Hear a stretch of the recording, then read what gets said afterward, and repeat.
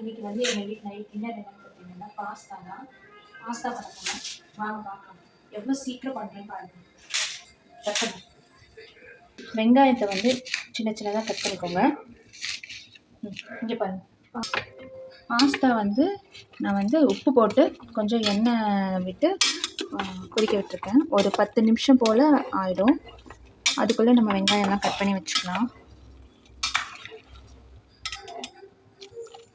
இன்னும் ஆகலை, இன்னும் கொஞ்சம் ஆகணும். அதுக்காக கட் பண்ணிட்டு வந்துடலாம்.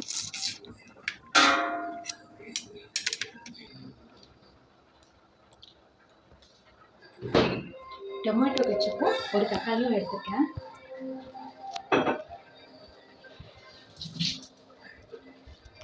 தக்காளியை வாஷ் பண்ணிவிட்டு கட் பண்ணிக்கோங்க. உங்களுக்கு 2 தக்காளி வேணால் போடலாம், இல்லைன்னா ஒரு தக்காளினாலும் போதும்.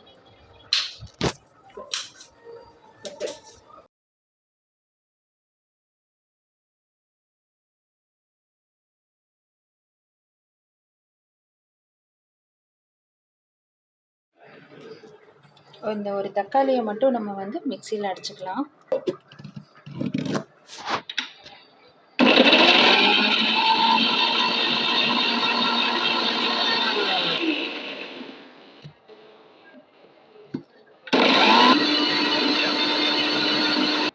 இந்த அளவுக்கு பேஸ்ட்டாக அரைச்சிக்கலாம்.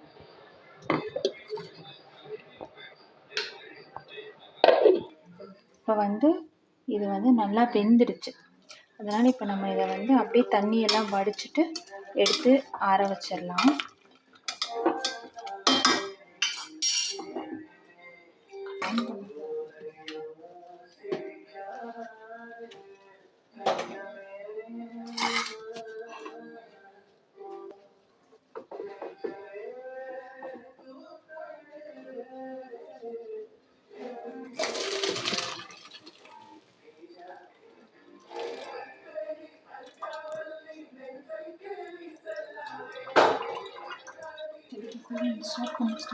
ஸோ வந்து நல்ல தண்ணி, நல்லா கூல் வாட்டரில் வந்து வாஷ் பண்ணிக்கோங்க.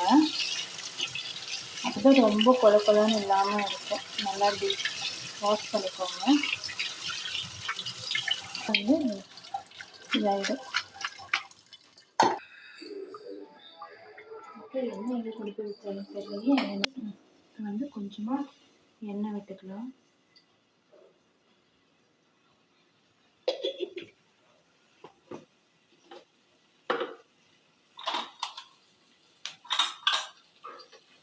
எண்ணெய் சூடாகட்டும்.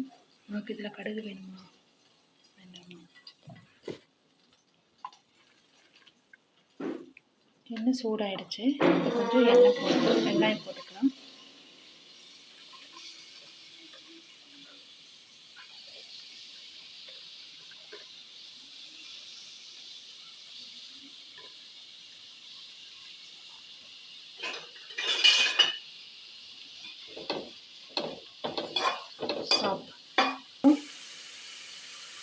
மிளகாய் பொடி, கரம் மசாலா, அப்புறம் என்ன பொடி மறந்துட்டேன், கொஞ்சமாக டர்மரிக் போடுறேன். அதுக்கப்புறம் இதை நல்லா வதக்கி விட்டுட்டு, நான் வந்து உப்பு போடலை, ஏன்னா நான் பாஸ்தாலேயே உப்பு போட்டுட்டேன், வேகும் போதே போட்டுட்டேன், அதனால போடலை. அதுலேயே உப்பு இருக்குது. உங்களுக்கு அதில் உப்பு பத்தலைன்னா நீங்கள் உப்பு போட்டுக்கலாம்.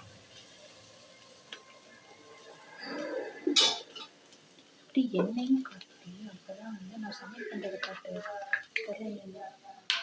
இது எப்படி ஓப்பன் பண்ணுறது?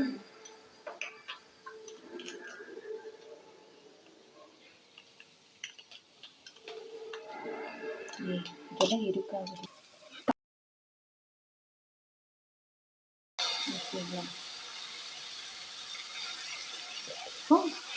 இந்த தக்காளியோட பச்சை ஸ்மெல் போகணும்.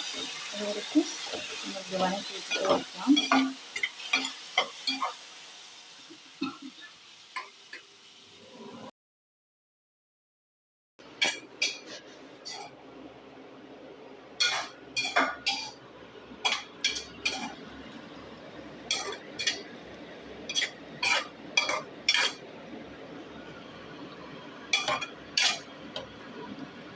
ஸ்டாப்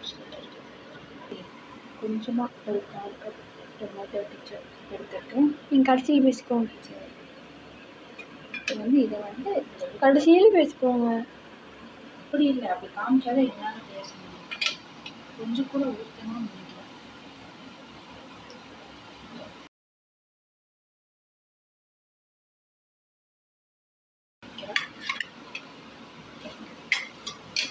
அது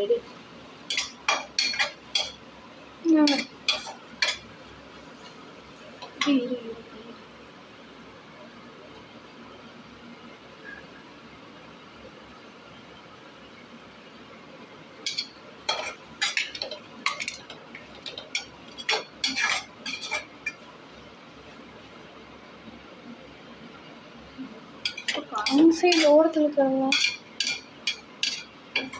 ஃபாஸ்ட்டாக எடுத்துக்கணும். அதனால எனக்கு உதிரி உதிரியாக இருக்கும். ஓகேங்களா? இப்போ இதை அப்படியே எடுத்து நம்ம இதில் போட போகிறோம்.